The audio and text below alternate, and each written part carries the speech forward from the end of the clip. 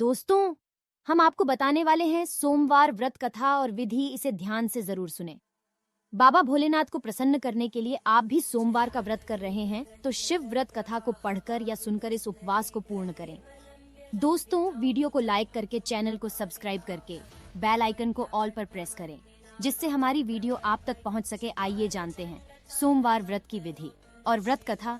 नारद पुराण के अनुसार सोमवार व्रत में व्यक्ति को प्रातः स्नान करके शिव जी को जल और बेल पत्र चढ़ाना चाहिए तथा शिव गौरी की पूजा करनी चाहिए। शिव पूजन के बाद सोमवार व्रत कथा सुननी चाहिए। इसके बाद केवल एक समय ही भोजन करना चाहिए। साधारण रूप से सोमवार का व्रत दिन के तीसरे पहर तक होता है, मतलब शाम तक रखा जाता है। सोमवार व्रत 3 प्रकार का होता है: प्रति सोमवार व्रत, सौम्य प्रदोष व्रत और 16 सोमवार का व्रत। इन सभी व्रतों के लिए एक ही विधि होती है। सोमवार व्रत कथा। एक समय की बात है, किसी नगर में एक साहूकार रहता था। उसके घर में धन की कोई कमी नहीं थी, लेकिन उसकी कोई संतान नहीं थी। इस कारण वह बहुत दुखी था। पुत्र प्राप्ति के लिए वह प्रत्येक सोमवार व्रत रखता था और पूरी श्रद्धा के साथ शिव मंदिर जाकर भगवान शिव और पार्वती जी की पूजा करता था। उसकी भक्ति देखकर एक दिन मां पार्वती प्रसन्न हो गईं और भगवान शिव से उस साहूकार की मनोकामना पूर्ण करने का आग्रह किया।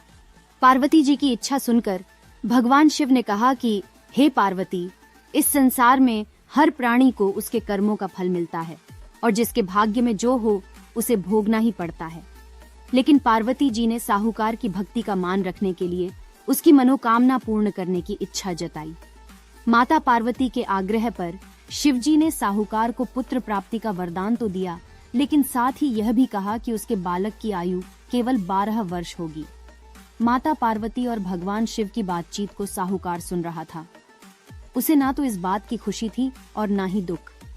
वह पहले की भांति शिव जी की पूजा करता रहा। कुछ समय के बाद साहूकार के घर एक पुत्र का जन्म हुआ।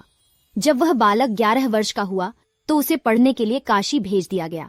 साहूकार ने पुत्र के मामा को बुलाकर उसे बहुत सारा धन दिया और कहा कि तुम इस बालक को काशी विद्या प्राप्ति के लिए ले जाओ और मार्ग में यज्ञ कराना। जहाँ भी यज्ञ कराओ वहाँ ब्राह्मणों को भोजन कराते और दक्षिणा देते हुए जाना। दोनों मामा भांजे इसी तरह यज्ञ कराते और ब्राह्मणों को दान दक्षिणा देते काशी की ओर चल पड़े। रात में एक नगर पड़ा जहाँ नगर के राजा की कन्या का विवाह था। लेकिन जिस राजकुमार से उसका विवाह होने वाला था वह एक आंख से काना था। राजकुमार के पिता ने अपने पुत्र के काना होने की बात को छुपाने के लिए एक चाल सोची। साहूकार के पुत्र को देखकर उसके मन में एक विचार आया।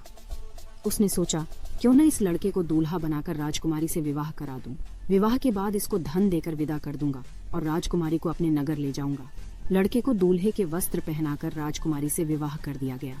लेकिन साहूकार का पुत्र ईमानदार था। उसे यह बात न्याय संगत नहीं लगी। उसने अवसर पाकर राजकुमारी की चुन्नी के पल्ले पर लिखा कि तुम्हारा विवाह तो मेरे साथ हुआ है, लेकिन जिस राजकुमार के संग तुम्हें भेजा जाएगा वह एक आंख से काना है। मैं तो काशी पढ़ने जा रहा हूँ। जब राजकुमारी ने चुन्नी पर लिखी बातें पढ़ी तो उसने अपने माता पिता को यह बात बताई। राजा ने अपनी पुत्री को विदा नहीं किया, जिससे बारात वापस चली गई। दूसरी ओर साहूकार का लड़का और उसका मामा काशी पहुँचे और वहाँ जाकर उन्होंने यज्ञ किया। जिस दिन लड़के की आयु 12 साल की हुई उसी दिन यज्ञ रखा गया। लड़के ने अपने मामा से कहा कि मेरी तबीयत कुछ ठीक नहीं है। मामा ने कहा कि तुम अंदर जाकर सो जाओ। शिवजी के वरदानुसार कुछ ही देर में उस बालक के प्राण निकल गए। मृत भांजे को देख उसके मामा ने विलाप शुरू किया। संयोगवश उसी समय शिवजी और माता पार्वती उधर से जा रहे थे। पार्वती जी ने भगवान से कहा, स्वामी, मुझे इसके रोने के स्वर सहन नहीं हो रहा। आप इस व्यक्ति के कष्ट को अवश्य दूर करें। जब शिवजी मृत बालक के समीप गए तो वह बोले कि यह उसी साहूकार का पुत्र है जिसे मैंने 12 वर्ष की आयु का वरदान दिया। अब इसकी आयु पूरी हो चुकी है। लेकिन मातृभाव से विभोर माता पार्वती ने कहा कि हे महादेव, आप इस बालक को और आयु देने की कृपा करें, अन्यथा इसके वियोग में इसके माता पिता भी तड़प तड़प कर मर जाएंगे। माता पार्वती के आग्रह पर भगवान शिव ने उस लड़के को जीवित होने का वरदान दिया। शिवजी की कृपा से वह लड़का जीवित हो गया। शिक्षा समाप्त करके लड़का मामा के साथ अपने नगर की ओर चल दिया। दोनों चलते हुए उसी नगर में पहुंचे जहां उसका विवाह हुआ था। उस नगर में भी उन्होंने यज्ञ का आयोजन किया। उस लड़के के ससुर ने उसे पहचान लिया और महल में ले जाकर उसकी खातिरदारी की और अपनी पुत्री को विदा किया। इधर साहूकार और उसकी पत्नी भूखे प्यासे रहकर बेटे की प्रतीक्षा कर रहे थे। उन्होंने प्रण कर रखा था कि यदि उन्हें अपने बेटे की मृत्यु का समाचार मिला तो वह भी प्राण त्याग देंगे, परंतु अपने बेटे के जीवित होने का समाचार पाकर वह बेहद प्रसन्न हुए।